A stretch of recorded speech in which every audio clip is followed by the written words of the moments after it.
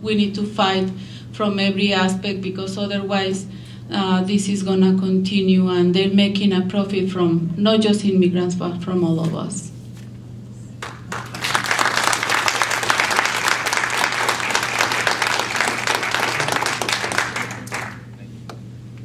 Okay, next we will have our current and former students, and first will be Ashley Flores.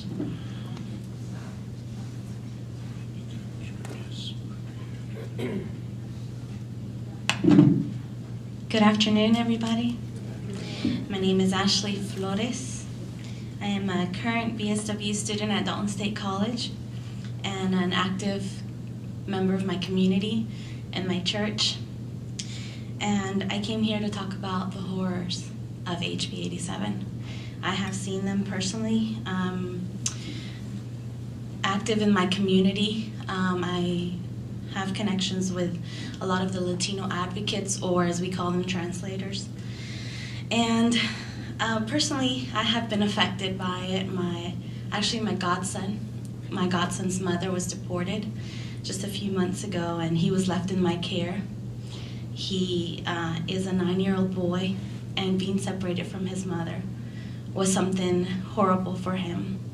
He is now with her in a country where he doesn't know the language, he doesn't know the culture, because America, Georgia, was his home.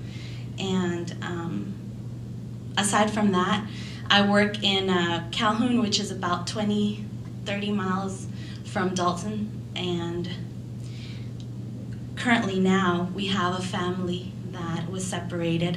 The father was sent out back to Mexico, and the mother is left with her 4 children, not able to find a job, them struggling daily. As social workers, we are called to advocate for those that cannot and feel that they cannot speak for themselves. Currently, as well, I'm an active member of my church, and we also have a mother that was separated from her daughter. I can tell you many more stories about this. I can go on and on about the things that I've personally seen, what some of my colleagues will speak to you about, and America have spoken to you about. We are targeted because of the way we look. I have been targeted. My friends have been targeted, my sister. We are stopped because of the color of our skin, the color of our hair, the way we speak, how we dress, everything. This HB 87 is a discriminatory law. I stand before you here, before social workers. Many of you are from different parts of the nation, but we all have core values. One of them is to promote social justice and social change. We also strive to end discrimination.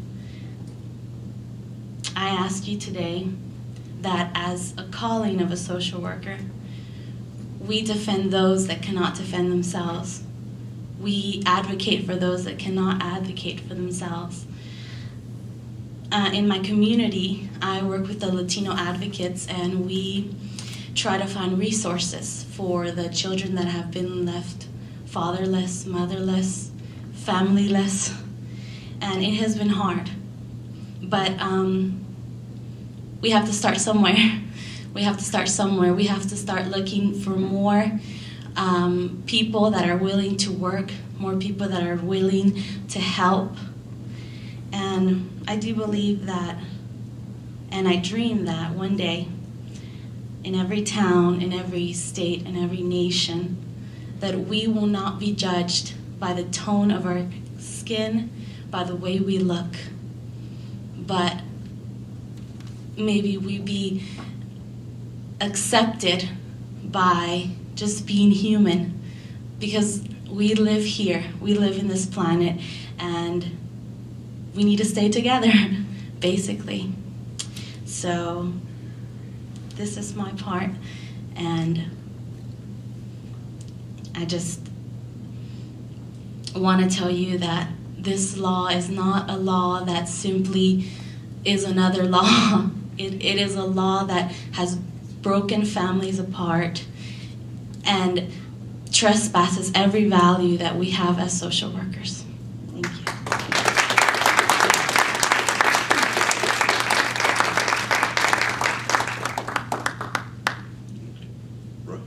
Okay, next, thank you very much, Ashley. Appreciate it. Next, we'll have Roy Alejandro.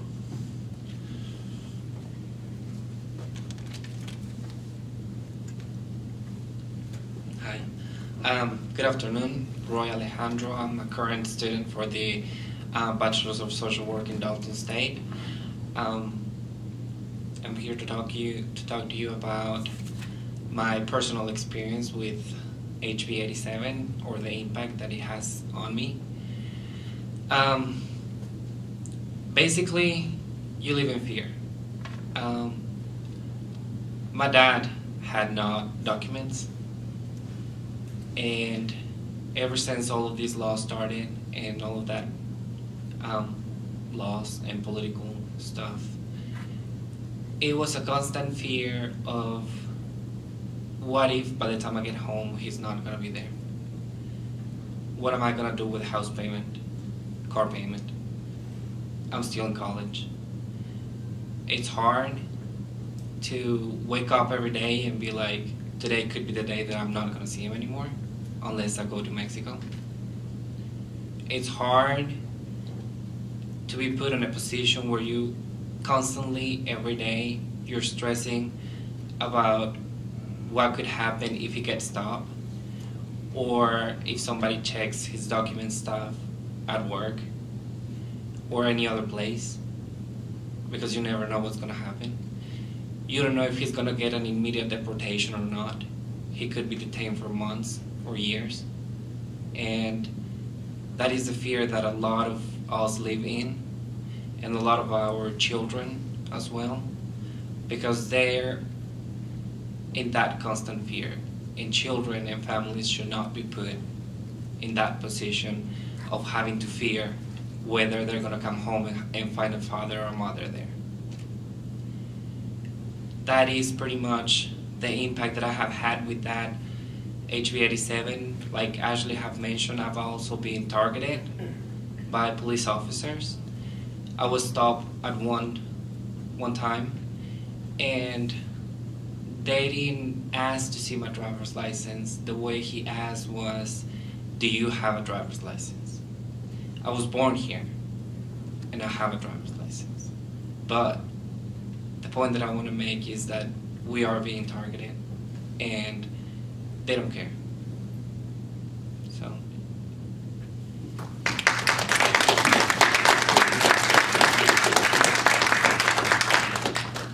Gracias, Roy. José. Okay. El próximo es José Morales.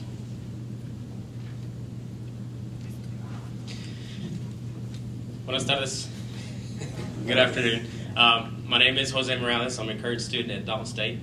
I'm one of those that has been in Dalton practically my entire life, so I do have that southern accent. Excuse me for that. Personally, I have seen a lot of change in our community. My family came to the area back in the mid-'80s, and ever since the population has dramatically increased, and obviously there's been a lot of changes with that. Recently, I started doing my practicum at the Whitfield County Schools, which is the county Dalton is in, and I've seen several stories where HB 87 has impacted families in some sort of way, but I have one story in particular that just stuck with me, and it's this single mother of a 10-year-old. The daughter has leukemia. One day, the mother was pulled over by the police department, was booked and fingerprinted, and is facing possible deportation.